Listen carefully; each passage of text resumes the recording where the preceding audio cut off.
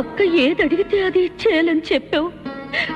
నువ్వు చెప్పినట్టుగానే నాకిచ్చిన బొమ్మ ఇమ్మంటే ఇచ్చేశాను, నాకొచ్చిన ప్రైజ్ ఇమ్మంటే ఇచ్చేశాను, నాకు నచ్చిన చీర ఇమ్మంటే ఇచ్చేశాను. కోరిక చంపుకుని అక్క ఏదడిగితే అది ఇచ్చేశాను. ఇప్పుడు ఈ తాళి అడుగుతుందమ్మా, నా మొగుడిని ఇచ్చేయమని అడుగుతుందమ్మా. చెప్పమ్మా, నన్ను ఏం చేయమంటావు? నా జీవితాన్ని ఇచ్చేయమంటావా?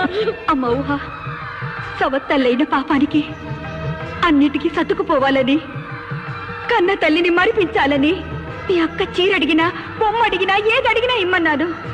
అప్పుడు అక్కడ మరో బొమ్మ మరో చీర ఉంది కనుక.